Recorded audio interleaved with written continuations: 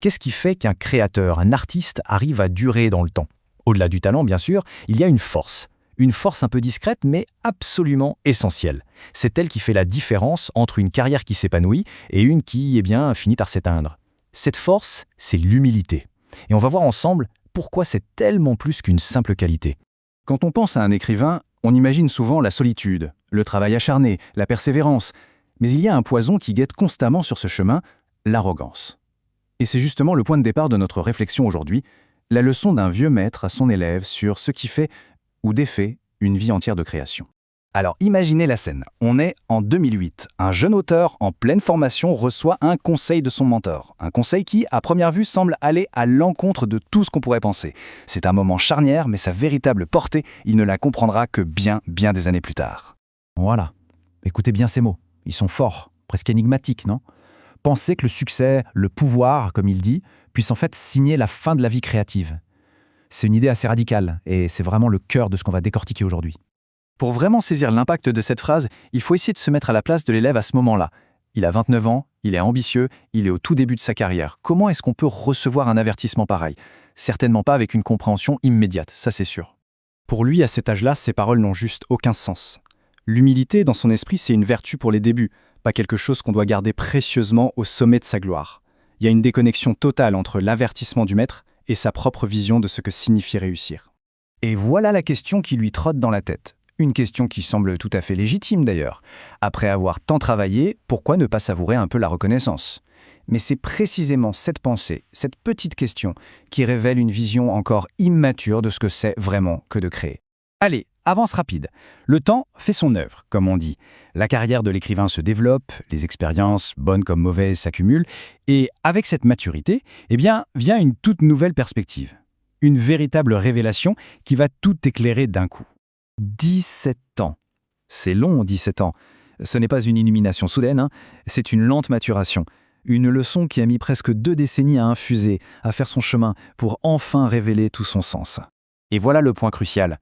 L'humilité, ce n'est pas juste une question de morale, de modestie ou de bien-être. Non, c'est une condition nécessaire à la survie. Sans elle, l'écrivain, en tant que créateur, ne peut tout simplement plus exister. C'est une idée vraiment puissante. Regardez ce tableau, le contraste est saisissant. D'un côté, en 2008, l'idée de profiter de la célébrité qui est une sorte de récompense extérieure. Et de l'autre, la prise de conscience d'aujourd'hui, la survie est impossible, ce qui est une nécessité purement intérieure. C'est un changement de paradigme complet. Bon, mais alors, pourquoi? Pourquoi cette humilité est-elle si vitale? Pour bien le comprendre, il faut regarder son contraire, l'arrogance. Le maître l'avait décrite comme un poison, et c'est exactement ça. Un poison qui s'attaque à la chose la plus précieuse d'un écrivain, sa vision du monde. Alors, suivons ce chemin destructeur, étape par étape. Ça commence avec l'ostentation. La célébrité donne envie de se mettre en avant. Deuxième étape, la conséquence directe, la perspective se rétrécit. Quand on est obsédé par sa propre image, on ne voit plus le monde autour. Et la conclusion, inévitable, la perte de la capacité créative. Parce que sans une vision large du monde, l'écriture authentique devient tout simplement impossible. C'est la destination finale de ce chemin, la paralysie créative. Et attention, on ne parle pas juste d'un petit blocage passager, de la page blanche. Non, c'est une incapacité fondamentale à créer, parce que l'outil de base, une vision large et empathique du monde, a été complètement détruit par l'arrogance. Mais, et c'est là que ça devient optimiste, si l'arrogance est un poison, alors l'humilité, c'est l'antidote. Ce n'est pas du tout une faiblesse, bien au contraire. Comme le suggère le titre, c'est peut-être l'arme la plus puissante qu'un créateur puisse avoir. Au fond, c'est ça, le cœur du métier.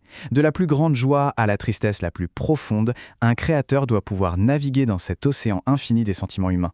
Mais comment faire ça si on est piégé sur la petite île de sa propre importance? C'est impossible.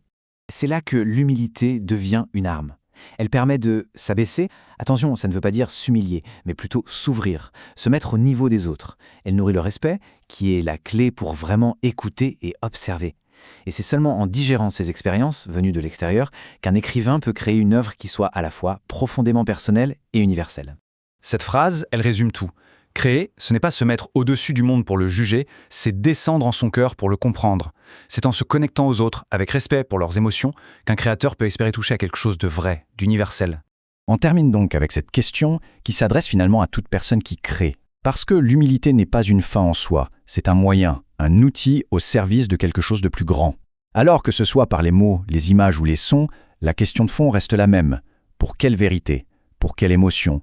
Pour quelle histoire? La créativité doit-elle accepter de se faire humble?